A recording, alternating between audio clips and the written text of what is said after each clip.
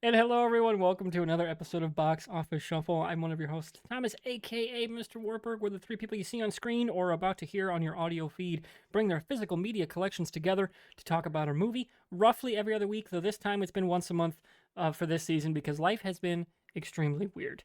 Joining me today to talk Interstellar from 2014 is Joe, aka Joe. Hey, dude, this is from 2014. It's fucking crazy. I think it's 12 years old. Holy crap. Yeah, absolutely wild. And last, but most certainly not least, is Chris, aka Gamma Caruchador. Hello, it's 12 years old, and it's been 12 years since I've seen this movie. That was going to be one of my first questions, was when was the last time anybody had watched Interstellar before this? I know I went to see it a couple of times in theaters. I didn't get to see an IMAX screening of it originally, but I did go to the LDX screen in Mason City, Iowa, which I remember going to that at least twice. Obviously, I watched it on Blu-ray before when I don't have the 4K, but I did watch it on my 4K. Still looks amazing. Joe, how about you? When was the last time you watched this movie? I think 3 years ago, probably. I think it was one of the first Blu-rays we and Mike put on our Jellyfin server. And we just did a bunch of testing with it. Yeah, and it's a great looking film. 3 years. And obviously, it's a huge file size too to work with yes. compression and stuff. Cause it's a long one. But for those of you again who maybe didn't quite catch the drift off the intro, the three of us we just want to interact with our physical media collections, and we do it in a variety of different ways. Joey, as he mentioned, does a digital ripping, so he runs everything off a Jellyfin server. Still has a lot of the physical discs, but for the convenience, in long-term storage, uses a digital service for that. I have a more hard-driven collection. Like, I want the physical discs on my shelf. I have the whole display. As of my last count, I'm up to 540. Chris has a smaller collection, but it is growing. And we all just want to sit down. It has started growing since because of this podcast. And I'm happy for it, especially with the way that streamings and everything is going on. Like, just being able to have a physical disc. Maybe sometime they're gonna get damaged, sometimes they're gonna get scratched, and that's the sad part about it. But I'd rather have immediate access to it with only that being the issue that could pop up, other than somebody else making a decision saying that I can never watch something again. So yeah, that is a real concern. So obviously, as I said, we watched Interstellar, which is from 2014, released November 5th in theaters, directed by Christopher Nolan, written by him and his brother Jonathan. And then I'll go through the facts and figures after Joey gives us the blurb off the back of the box. Woo! This time I don't have the back of the box because this is technically, or not technically, Mike does just own this one. But I'm going to open up my Jellyfin server and read the insert that it has on that. Mankind was born on Earth. It was never meant to die here. The adventures of a group of explorers who make use, of a newly discovered wormhole. I don't know why I got giggles now. To surpass the limitations of human space travel and conquer the vast destinations involved in an interstellar voyage. Ooh, they put the title of the movie! It's for the credits! What are we, some kind of interstellar squad? Had to do it to him. Had to do it. Yes. Of course, as I said, directed by Christopher Nolan, written by the Nolan brothers, starring Matthew McConaughey, Anne Hathaway, or I guess Annie Hathaway, as she said she wants to go by at a concert. I don't know. Okay. Jessica Chastain, Michael Caine, Bill Irwin, he plays TARS, and did the original control work for the both robots. The other robot was voiced by Josh Stewart. Bill Irwin did the controls for the robots, and then also did the voice for TARS. Ellen Burstyn plays old Murph. Then you have Casey Affleck and Timothy Chalamet playing different versions of Tom Cooper. John Lithgow, Topher Grace, and Matt Damon rounding out the cast in terms of the bigger names. I missed some few people there, but that's most of the list. The box office pulled in $773.8 million on a budget of $165 million. Though that was the original production budget, this has been a longer gestating project, so hard to say what the true budget really was. Oh, okay. And there was a number of backroom deals between Paramount, Warner Brothers, Lionsgate, and a whole smattering of production companies. So who's to say where the budget really was. I couldn't find any home media numbers in terms of actual sales, though. Given the actual like Nolan as a name, his movies typically sell well on the home media market, and that it's actually a visual like stunning film, I'm sure it sold quite well, at least in comparison for movies of the time. The concept was actually originally developed by people who were set up by the GOAT Carl Sagan. Linda Obst and Kip Thorne worked on Contact as science advisors for the film, which is largely praised as like a very scientifically accurate movie, as is this movie, because Kip Thorne really was more involved in the long run. Obviously, Linda was as well. But apparently Kip had some real knockdown, drag-out fights on the science compared to what Christopher Nolan wanted to do for the story. Oh, nice. Including Nolan wanted to do like more traditional sci-fi, faster than light, and Thorne was like, for 2 weeks, fucking no, we are not doing that. It's not how it works. Like went to the mat for it, and it made the movie better. And again, they were set up, which I found anecdotally very funny. Carl Sagan sets you up on a blind date. That's probably a good sign, because that dude, like, he's one of like the all-time. He knows best chemistry. Well, yeah, he probably also does know chemistry really well. But he probably did. Just absolute all-time one of the best humans. Steven Spielberg was actually initially attached to the project when it was, I think it was Paramount. I didn't write that down. Shit. My bad on the note taking. I keep notes on the movies we watch, and I didn't write down which company it was. Spielberg was initially attached to it, and then Jonathan Nolan originally wrote the screenplay. But when there was a change between directors and who bought the movie, I think it was Warner, he was like, hey, should my brother direct this? He's open. He's available. And that's how Christopher Nolan came onto the project and did some later rewrites of the story, though he kept most of what Jonathan had in terms of the initial first and second act of the movie. And then obviously Spielberg would move on. And this is also, cinematography-wise, the first time Nolan did not use Wally, I think it's Pfister, would be how you say the guy's last name. He worked on all 7 Nolan films PFI? before. Yeah, PFI. Yeah, Pfister. It was Hoyt van Hoytema was the cinematographer on this movie. Absolutely crushed it. This movie's fucking gorgeous. Oh my god, yes. And Hans Zimmer did the score. He was only given a 1-page treatment to develop the story, which was basically like a son or daughter, like their father leaving and going away. That kind of like melancholy feeling was basically what he was given for a treatment to write the main bits of the score without any other oversight from Nolan. Well, he did an amazing job with just a little information. Holy shit. Yeah. He has a great score in this movie. Mm-hmm. Yeah, all time, one of his best works in cinema. So I get some other notes that we can get into later, but I feel like I've done a lot of talking. What jumps out at you guys? Obviously for Chris, first time seeing this in a long time. Joey, it's been a bit too, for both of us. Mm-hmm.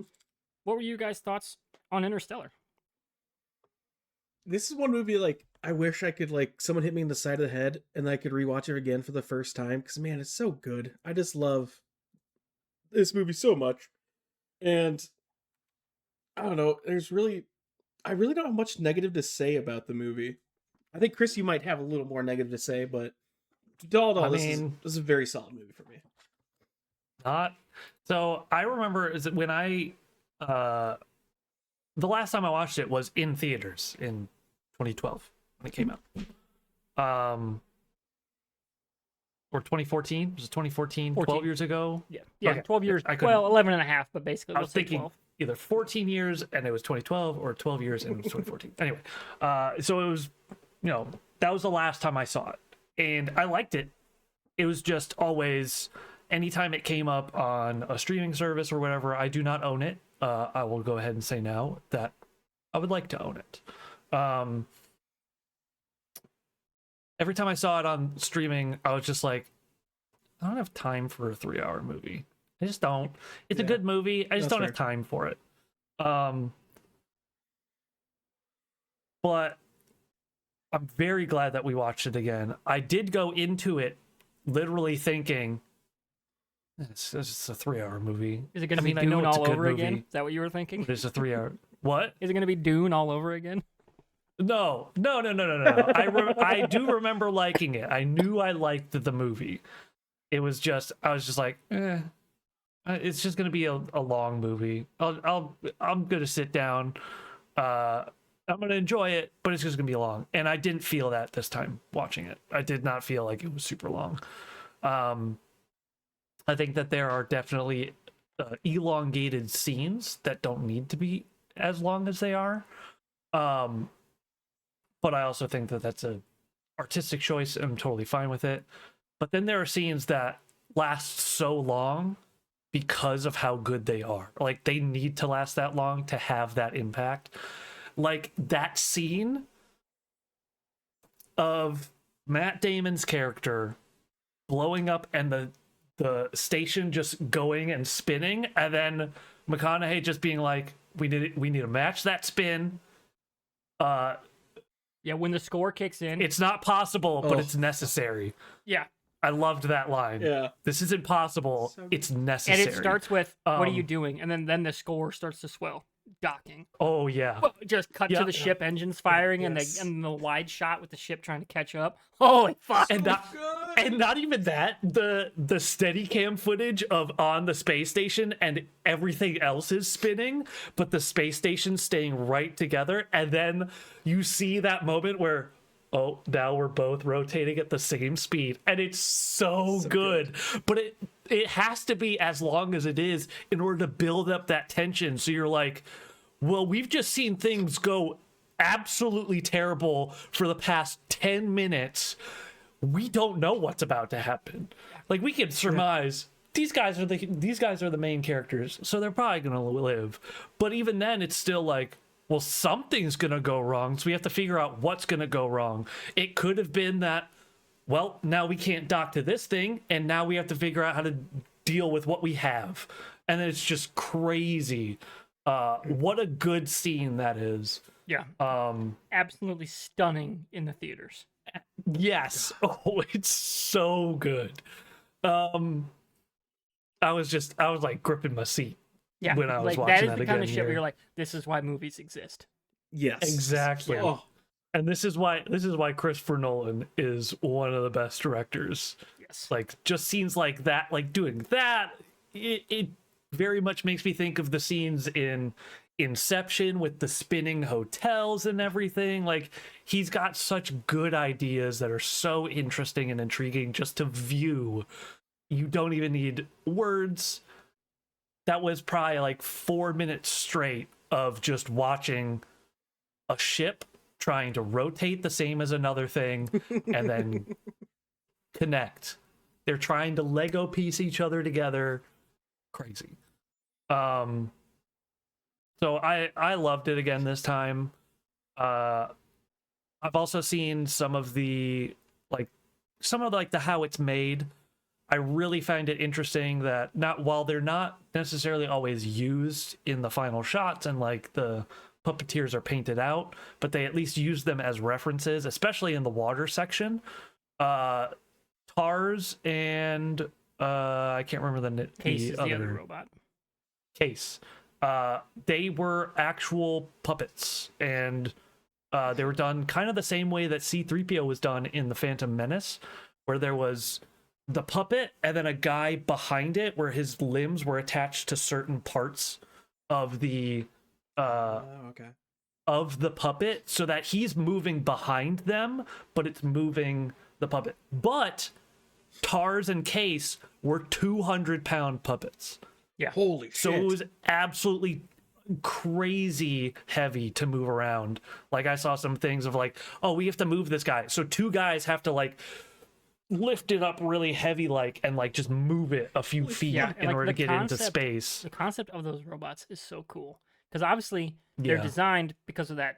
They need to be a very slim form factor because they're going into space. Like, they can't take up a ton of room. But they also need to be extremely modular.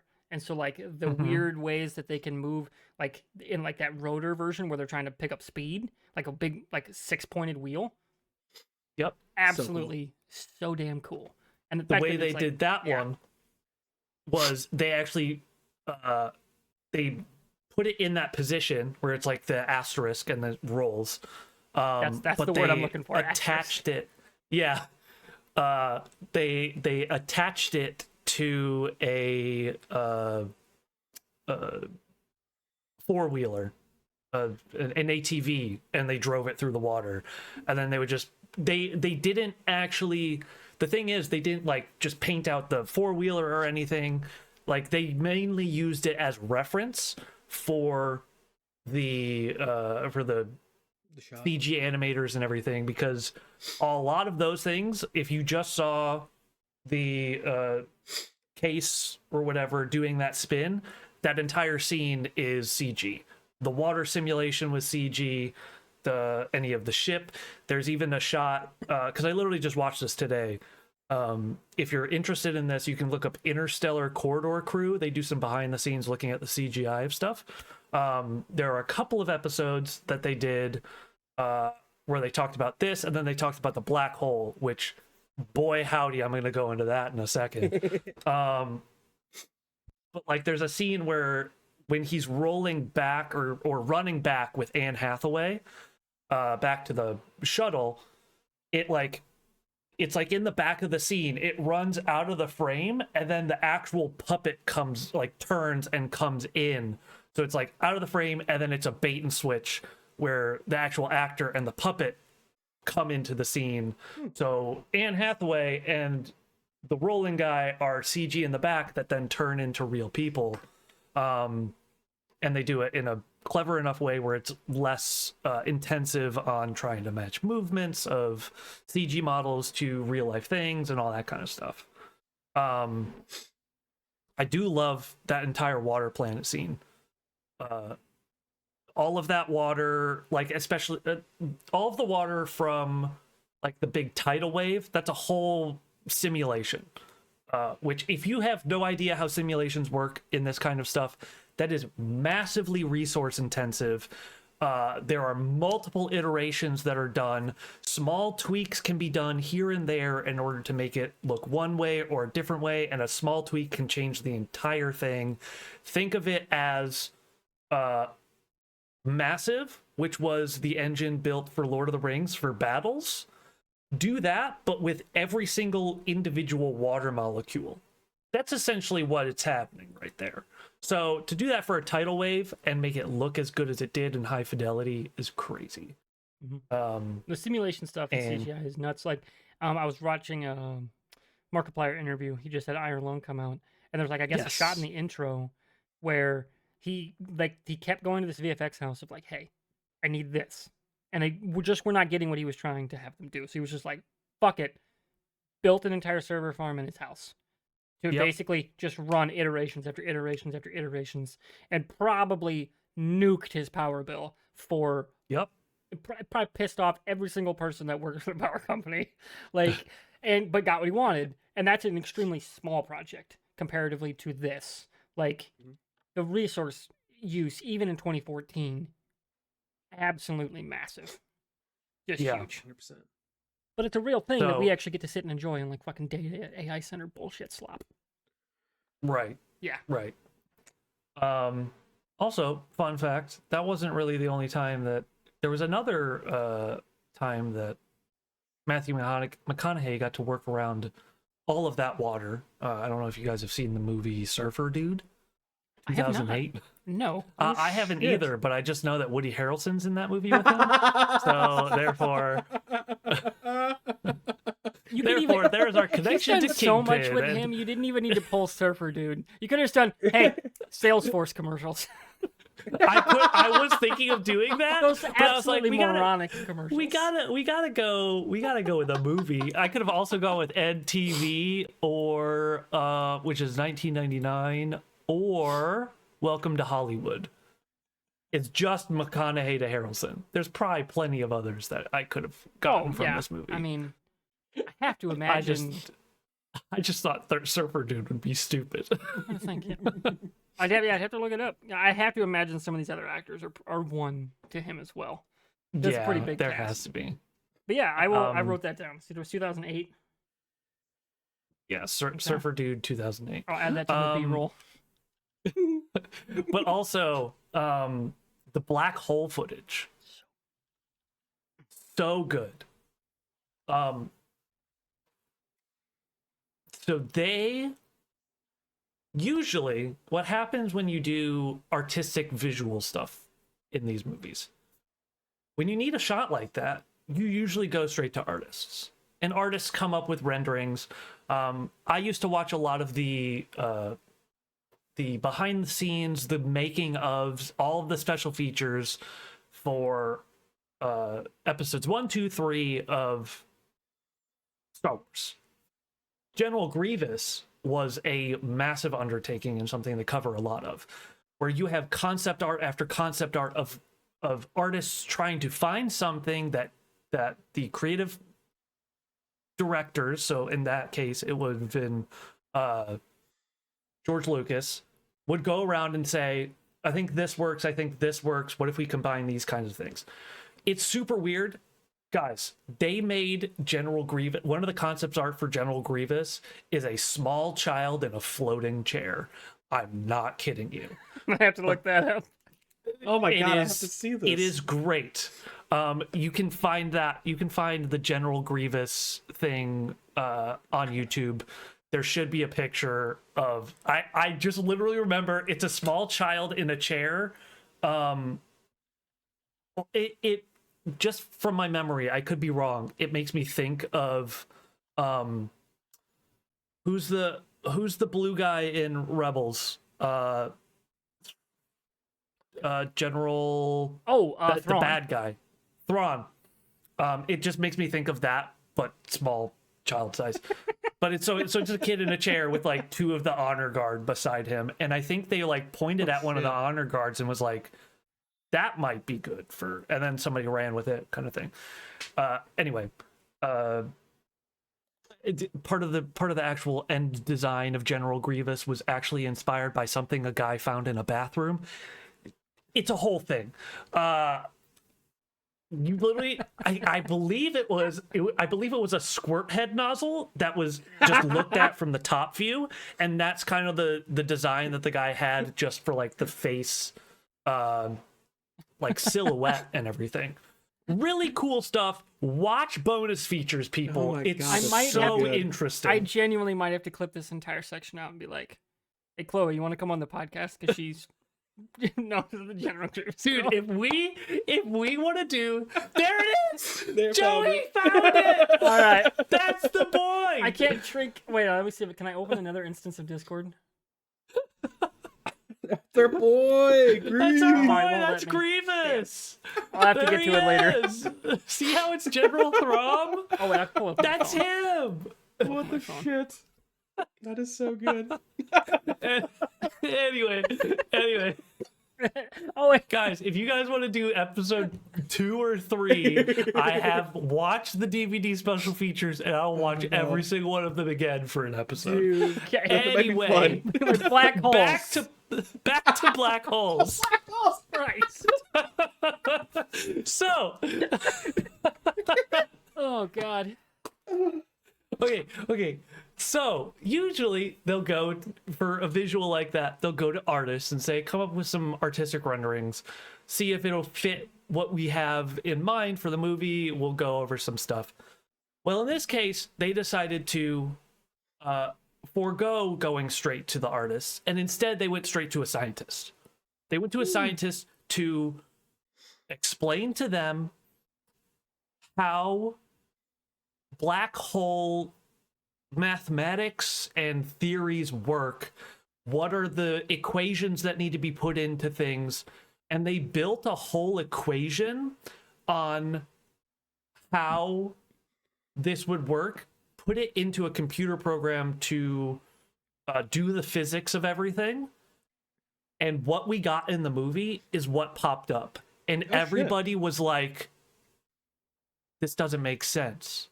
Why do we have a ring around a black? Why is there a ring of light around a black hole like Saturn? This makes absolutely no sense. They showed the visual to the scientist, and the scientist went, oh, that actually makes a lot of sense. And there were multiple papers that were scientific papers that were written because of the movie Interstellar, because that is what would happen visually, is the light that you're seeing as the ring is actually the light that's on, like, directly on the other side. It's just being the gravity is pulling light so much that it's like congregating in that spot, and now you're being able to kind of see it. So crazy cool stuff. How instead of using artistic things to depict science, they used science to make something artistic that was absolutely scientific. Flip side of that, Very cool. Other mediums have done a similar like look. Like Mass Effect 2 actually has a whole thing with the finale that's centered around a black hole, and it's also got the accretion disk. It's got everything, but like they just needed something that looked cool. Like they were like they kind of just were like, I mean, we know it's a black hole. We know it's gonna be and like have different light source. So it's gonna. They needed something in the background to like have the contrast. They kind of just got lucky. Whereas Interstellar is like, this is the fucking science, bro. Right. We use science to make this image, and it's pretty freaking cool. Yeah. And it just, and again, on screen, the first shot we get of Gargantua, the black hole. Holy shit. Oh, yeah. Dude, Oh, my God. Absolutely stunning. Like, just jaw-dropping. Seeing Gargantua, like, in the background, and then just a small, tiny ship moving along. It's like, what am I looking at? This is crazy. And then it's like a waterfall of light as well. Like, the way that the light refracting makes it look like the cloud is, like, stretching at points, but also looks like a waterfall. It's so cool. Yeah, absolutely so cool. Stunning.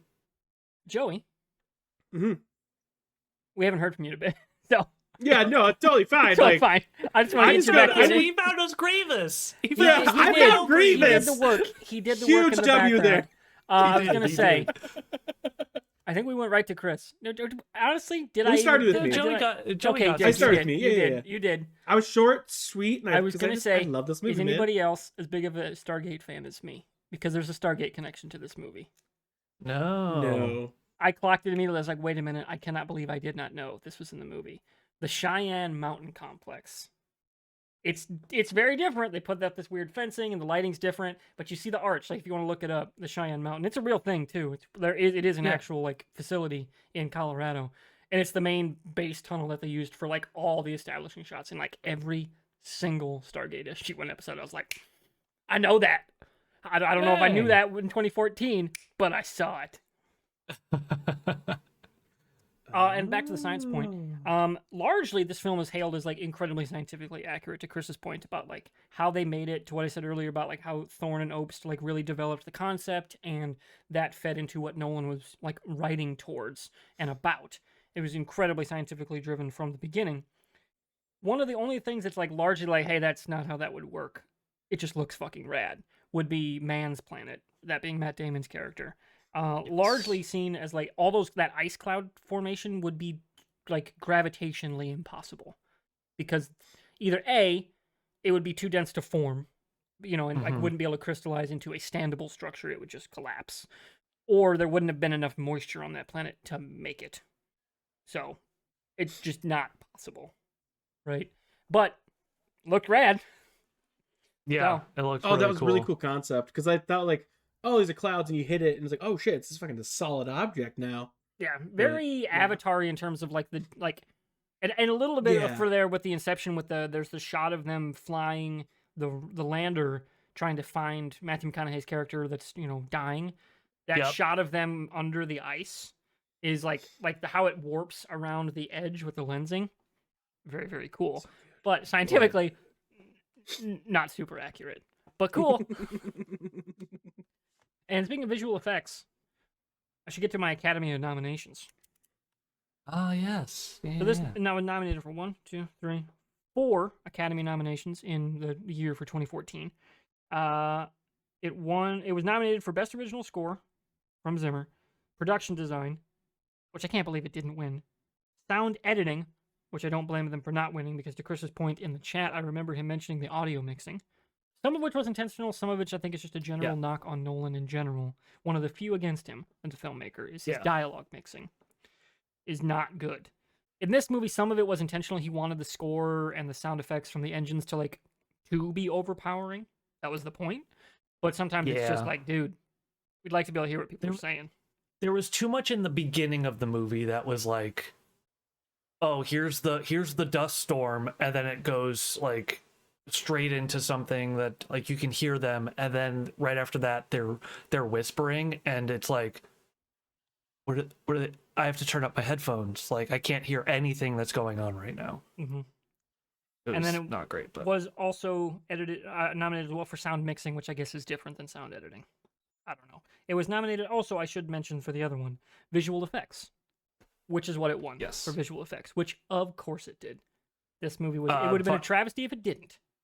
Mm-hmm. So, by the way, sound editing, if I believe that sound editing and sound mixing are different. Mixing is the highs and lows, making it so things can be heard while music is playing, that kind of thing.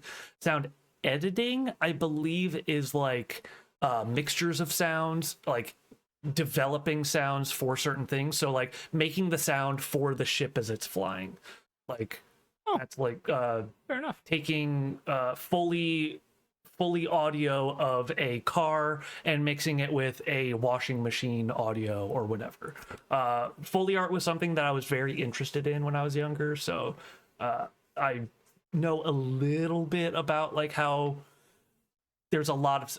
If you want to look at Ben Burr, back to Star Wars, go figure out how he made a lightsaber noise or a blaster sound.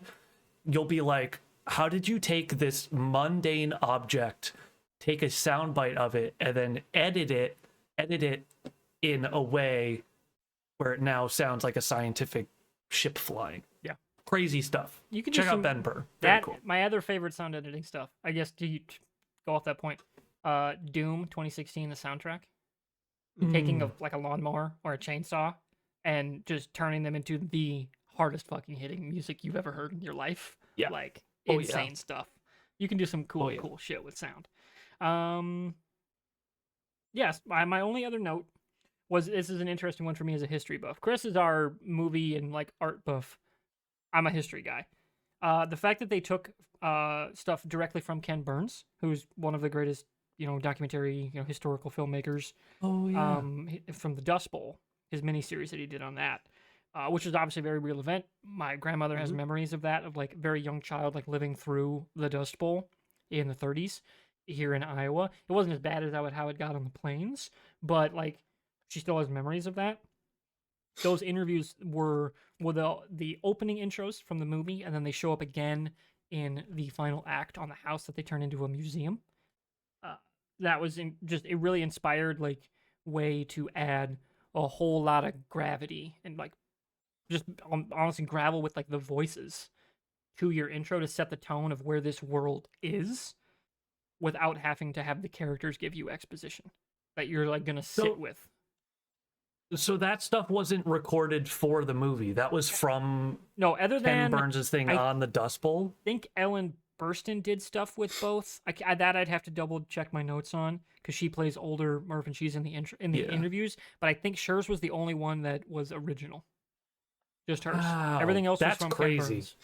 And like, I did not know that. What he can get from interview subjects and like being able to turn something that is really just people talking to a camera into incredible filmmaking and storytelling is really, really cool. And like seeing those two kind of team up for an incredible science fiction movie, pretty rad. Yeah, that is really cool. And that was all I had for notes. I got some notes on what I'm going to pull for B-roll for this episode. But Joey, what who won the production? Oh, let me look. I was trying to look and it feels Interstellar. 2014. Let me go back to the Wikipedia. Narrate what I'm doing as I'm talking. Accolades.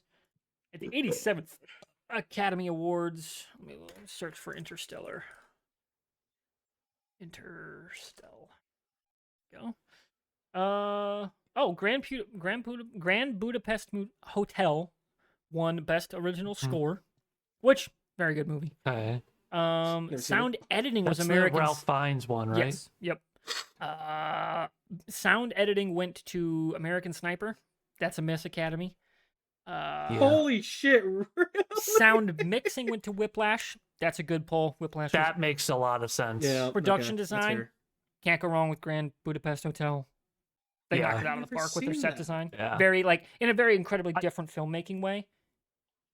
Yeah. really See, cool to I've never watch. seen Grand Budapest Hotel, but just from like the stills and the trailer, I'm like, I understand the world that you're going for just from the visuals, Yeah. design of everything here. Like, really good. Yep, and then visual effects was Interstellar. Nominated in that category, pretty heavy hitting list. Captain America Winter Yeah. Soldier, which genuinely wow. between the two, Damn. like that movie, Winter Yeah. Soldier, if that had won, I almost wouldn't be mad. Because I that mean, movie like, you have the looks three. so good. Yeah. Yeah. I mean, the whole what are those flying things above DC and everything, Yeah. crashing into stuff? Like, yeah. It looks fantastic. Dawn of the Planet of the Apes also wouldn't have been Oh bad. my That gosh. movie Fuck, rules. that's 14 too. And the Holy first Guardians of the shit. Galaxy, visually stunning. What a crazy year for visual Holy effects. shit. 2014 was. And then the Okay. last one, Crap. which is like the weakest of the list, still looks really good. X-Men: Days of Future Past. God, yeah. Stacked, Okay. absolutely stacked awards category. Bunch of A rankers here. Holy shit. Jeez. Yeah, like any of those first four, I wouldn't have been like upset one. Yeah. Like they're just Yeah. they all look so good. Yep. hmm So yeah, that's all I think I've got. Unless you guys have anything else to talk about for Interstellar. Where do you rank Nope. this in the Christopher Nolan pantheon? Ooh. That's a great 'Cause question. I haven't seen all of his movies. I've seen most, but not all. I don't think I've seen Memento. Me neither. And I haven't seen, at least watched all the way Inception, which is I own. Haven't watched it all yet. Those are I think Like, the I only haven't two. seen. I haven't seen Oppenheimer. So good. Yeah, it's great. Hold on, let me. I'm Ooh, gonna get up Odyssey's on my a list Christopher to watch. Nolan list The here. Oppenheimer, Yeah. Tenet, this, Inception. Oh, I could not finish Tenet. I haven't watched that. Probably because I just wasn't in the right headspace. Yeah, obviously when the I Batman watched it the first films, time. Yeah. The Prestige, Memento. I'm missing one. What am I missing? I'd have to go back and look. What am I missing? Dunkirk, Dunkirk. I knew I was forgetting Dunkirk. Interstellar, Inception, Prestige. Filmography. Okay. Following. I never watched Following. So yeah, his first two I What is haven't watched. Insomnia I have, though I don't really remember much of it. I was probably way too young to be watching that movie. I didn't even know of The Following. I've not heard of Insomnia or seen Insomnia. I've seen Memento, Batman Begins, Prestige, Dark Knight. Insomnia Inception, Dark stars Knight Robin Rises, Williams, which is Interstellar. probably why my parents let me watch it, and we shouldn't have. yeah. Because I think it's about a serial killer, isn't it? Yeah. In Alaska. And it- Interstellar to me might be like number 5. What would you rank as your favorite that you've seen? Favorite is either Dark Knight or Inception, All right, Joe, which what is about you? saying a lot because I don't like Leonardo DiCaprio. That is a fair point. What you got, Joe? Fuck. It's probably my third, I'd say. Because I'm gonna go Dark Knight for number uno, Oppenheimer, and then Ooh, Interstellar. Oppenheimer over Interstellar. I really liked Oppenheimer. Dude, Visual effects hey, are fucking don't get me crazy wrong. and beautiful. Is an absolutely great movie. I really like Mhm. that structure. I think that, unlike Tenet, that nonlinear bounce around structure for the story of how Oppenheimer really was railroaded in real life Mhm. is a very sound structure for making a movie around, which really plays well into what he does best. Tenet, I think I don't know, that concept was like, I almost wonder if that needed way more time to flesh out or way less. Like, there's something to be said for, like, we watched Ready or Not 2 today, me and Joey did, and like earlier this year we did Good Luck, Have Fun, Don't Die. Mhm. Some of those concepts, you almost need to be going so fast the audience doesn't think. Yeah. And Tenet feels like that kind of concept. Either you need a fuckload more time to do it in like a series or a two-parter, Mhm. or do it in like an Or hour go 45. Bam, bam, bam. Fucking get in and out before anybody realizes, oh wait, Yeah. that don't make sense. But Yeah, I remember getting into it like an hour into Tenet, and I was just like, Yeah, I'm not following any of this. So I probably just wasn't in the headspace to go for it. But even then, I was just like, I'm not. I do not stop watching movies. Normally, I had to turn that one off. Yeah. Okay, damn. Yeah, it's definitely towards the tail end of his for me, of that I've seen. Number one for me, I mean, The Dark Knight and The Prestige, that back-to-back he hit in 06, 08. Oh my god. Yeah. Dude, the twist in The Prestige. The twist that you, like, it's so obvious it's what they're doing in hindsight. They set it up from the opening fucking frame. They tell you right at the beginning, this is what's happening. And then they make you think that it's not. It's so damn good. Absolutely. Like, that one's above. Like, for me, the way I'm thinking of it, I like The Prestige better than Interstellar. I like The Dark Knight better than Interstellar.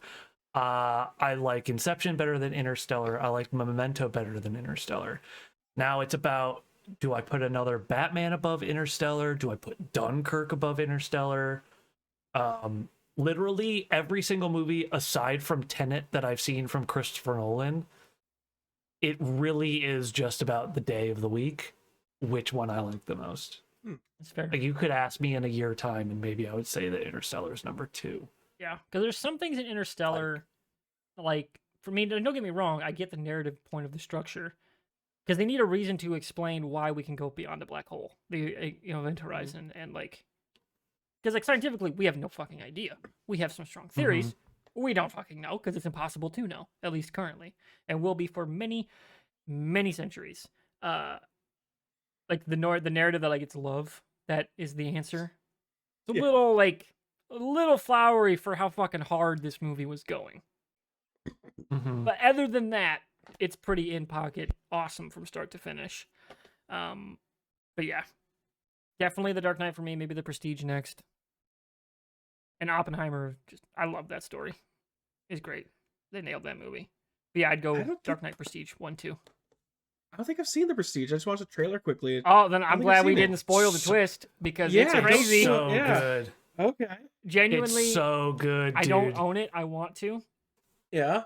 If I own it, great. We'll watch it the night I buy it. Because I don't even want to wait to put it on the list. Like, the second one of us owns it. I mean, I have it on mine. We could spin mine. Oh, if you want to pull that right now, or if we ever do like a Nolan, like Nolan would be top tier for me. Let's do his filmography as a series. I wouldn't be opposed to doing a whole Nolan season. Exactly. Like, we just do Christopher Nolan for the whole run. He's got, because Odyssey's coming out. He's got a lot. So you got 1, 2, I want to 3, see that 4, so bad. 6. I mean, we could go in order of like his biggest stuff. Perfect, then. Yeah. I think it'd be amazing. Like, he's like the number one for me for that. Like, Spielberg has too many movies. He's been in the game too long. Right. But like Nolan's event, like AAA event filmmaking, and he only does one every like 3-4 years. Perfect. So I'd be totally down for that. But let's go scores off Interstellar since we're wrapping up here. Ooh. I'm personally, because of some of that one little nitpick of the story and a little bit of that, like, sometimes the sound mixing's like a little off. 4.5 for me. Yeah. But that's an incredible movie. I'm literally right there with you. Like, that's just how good Nolan is at putting something to screen. Like, his worst movie is probably a 4. Maybe you could argue down to a 3.5, but you'd have to argue for that. Yeah. I'm gonna go with a 5. Ooh, Joey's a 5. Flush. Yeah. Joey is a 5 out of 5.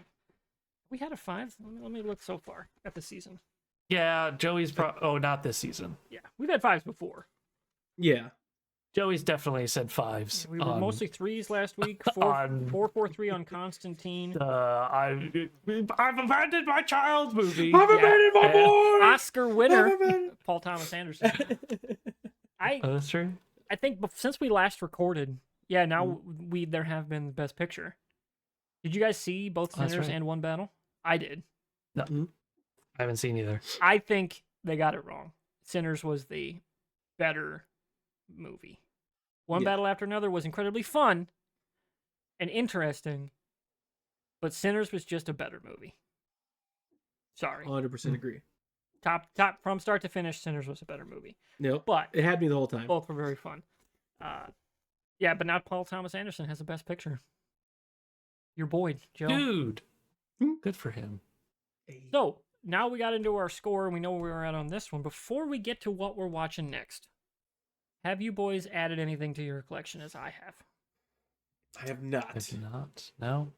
This is where I'll also point to the audience and say, what do you think about Christopher Nolan movies, Interstellar? Let us know what you thought. Help the algorithm out, leave a comment, leave a review. All those things help. I added an entire massive pile of movies, and this isn't even all of them. Oh.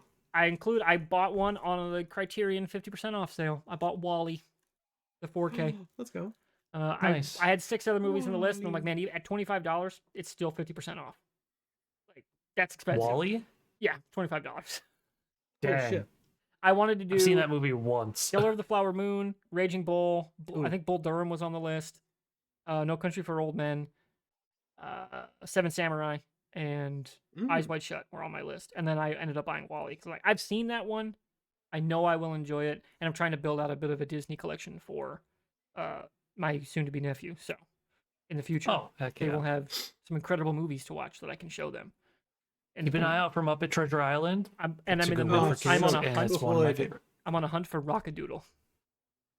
What is Rockadoodle? I would just Google it right now. It's a Elvis rooster animated by Don Bluth. Wait. Okay, I think I remember this. His name's Chanticleer. Basically, it's a story of like he's a rooster that thinks he crows the sun up, but then the sun comes up when he doesn't crow, and then he loses all his confidence, and he basically Is that Fievel? It's very similar animated because it's. I was gonna say yeah. It looks exactly. There's a mouse. It's a Don Bluth special, Yeah. and yeah, dude, that chicken's hot. And we watched for some reason my parents had the VHS of it for us. We watched the ever loving shit out of that movie growing up. It was right up there with the Mighty Ducks for what we watched the most. So Dude, I want to get Mighty the Ducks DVD of it. But speaking of movies that I got, and Joey, I just gave you movies too. You didn't. You did. Grab. I've seen the Rule 34 of that chicken. Probably have. Just want to know. Yeah. You probably have. Yes. I want to say it's probably a Funhouse video with the Cool World chick. Yes. Yep. Yeah. Oh gosh. Yeah. Oh no. That's insane. All right. go. So my movies. I added Liar Liar. A lot of Great classics. Caddyshack. Two Great newer one. ones, which are very much in the vein of Ready or Not, Joe. From what I am told, I've never watched them, but I like the lead actress, and I like that kind of horror comedy vibe more than a straight horror. Happy Death Day and Happy Death Day to You. Oh, I haven't seen them. The OG Tremors. Yeah. Mallrats. Pretty good. Speaking of movies that sometimes you can't buy. Dogma came out, and I Yes. bought that earlier this year. You couldn't buy that movie on disc for 15 years. You could, let alone stream. You couldn't fucking buy it anywhere new. It was insane. The movie rights sometimes get really weird with indie films. Three Amigos, classic comedy. Nice. Kiss Kiss Bang Bang, a great Val Kilmer movie. And then In Bruges. Oh, I want to see that. Yeah, In Bruges. which I've seen clips from, like the hotel shootout scene. Fucking hilarious. And I love that kind of irreverent comedy, like Seven Psychopaths again, and that's another Yeah. That's a good Holland one. movie. I love that kind of horror. Not horror. Sorry, that kind of movie. Yeah. But now my collection's up to 540 with that set, not counting Let's Wall-E. go. And I also pre-ordered Night of the Seven Kingdoms, sight unseen. Never watched it. I'm waiting for the 4K. Dude. I Night know of it the will be Seven amazing. Oh, yeah, It's gonna the be good. TV, the series that just came out. Yeah, $30 Watch it. for the It's very 4K good. for the season Yeah. because the episodes are short. So I was like, $30. I'm Fuck not gonna me. go to HBO. I'll just Yeah. buy the show. Yeah. Damn. Yeah, because I don't need to give them $15 a month to get through it. I'll just pay $30 to get the discs, and then I have it forever. Yeah. Yeah. Oh. Works for me. All right, so we're on to what we're watching next. We're going to go to the wheel spin page here. What we do here is we will randomize a series of hosts. I think we had 11 slated for this season. We're almost halfway. I've gotten everything up to date. We've had so far no one. We started with A Few Good Men. That was a randomized Rob Reiner special. I picked Constantine, so I've removed one of my self picks. Chris's random was Justice League Crisis on Two Earths. Joey's random gave us Interstellar. And now we're on for host 5. Or for our 5th episode, whose collection we will be pulling from. We are getting a dealer's choice. Who's it going to be? It's Chris. Do you have your dealer's choice? Oh boy, I had a feeling, and I already have my disc prepared to show on camera right now. It's in my hands. It's a movie that I just got recently, but I've never seen it before. Ooh. And I think it's a really good time to watch it because I hear it's a reboot or a sequel's coming up. It's The Mummy. I've never seen The Mummy, and I know you guys have loved The Mummy. Yes! Fuck yeah! We're on So- the right side of the river. Oh God, I'm so excited. I was kind of hoping that I wasn't gonna get it because I was like, man, we should hold out and I could do the Prestige or Interstellar or Inception, but no, I haven't seen it yet. It was either gonna be this one or The Wild Robot, but I'm just feeling. Hell yeah. I'm just the feeling some 25th Frasier. anniversary is The Mummy 2. It's actually in theaters again. Yeah. Really? Yeah. Not as good as that was not also- as good as that one. That one's timeless classic up there with Raiders for me. Oh, That nice. that was gonna be my dealer's choice too, Chris. This one? Because you haven't seen it, so I was like, we're fucking watching The Mummy. We're watching The Mummy. That's sick. That's sick. No, I literally like 10 minutes before we had started like messaging back and forth, I just went over. I'm like, yeah, if I get picked, I have a feeling that I'm gonna get picked for dealer's choice, and I just pulled it off and I just set it off to the side here, and it's Let's been waiting go. all episode for me to show it off. Hell yeah. I could not believe that it actually got pulled. Yes. I am very excited. go. You couldn't tell by my reaction. Yeah. Oh. And you've already watched it once this year, I haven't you? have, indeed. I watched it back to back with a group in another Discord server because they had also never seen it. I was like, are you my kidding God. me? It was incredible. Wait, Chloe had never seen it? Yeah, her and a bunch of the people in that Discord had never seen Wow. it. And the other Heck half of the yeah. Discord was like, guys, what are you doing? Are you crazy? It's so fucking Yeah, good. it's so good. I'm excited. It holds up so good. Oh God. It's great. I'm excited. All right, well, we're going to get out of here. Mm-hmm. Coming up next, episode 5 for season 4, we're going to be watching The Mummy, the Brendan Fraser, Rachel Weisz classic. Yeah, our second Rachel Weisz movie this. Indeed, it's our second This time year. seeing her Oh, this shit. season. She was in Yeah. Constantine. I really hope she comes back for the sequel. I think that'd be fun. That'd be cool. That'd be cool. Yeah. And then just have Daniel Craig show up because aren't they married? I think they are. That sounds right. Yeah, and like just have him show up as Yeah. like a random British like wizard. That'd be great. I sent you guys this, but I literally binged it in one night. The that Amazon series, the Caped Crusader, Oh, yeah. the Batman one. They had Midnight Yeah, Papa Midnight. Midnight in one of the episodes, and like I remember watching it the first time, I was like, I don't know who this guy is, but he seems pretty cool. And now that I've watched Constantine, I was like, oh, it's Leonardo DiCaprio. Yeah. Indeed. I know that guy. And that's the point of this show. We're going to broaden our pop culture horizons by Yeah. consuming our physical media. It's great. Who doesn't love movies? Come back next time where I eat the mummy and I consume it. You might not want to, seeing what the mummy looks like in this movie. Yeah, we're gonna get out of here. I'm quite excited. We'll be back soon. Oh, There will yes. not be as long of a break between episodes for this movie because I'm chomping at the bit here to go watch this movie. It's gonna be a good time. Should I pull a fast one on you guys and we watch the Tom Cruise mummy? If you do that, we end the show. Yeah. I'm pretty about to- pretty sure I would die because these guys would attack me. They would I drive would take the over 6-hour drive to where you live, and I would and punch me in the I would face. just be like, I'm taking your Blu-ray player. I'm commandeering your Blu-ray collection because you're doing I'm it taking the wrong. rights away. You can't do it anymore. All right. Talk to y'all Put you later. on probation. Bye. Bye.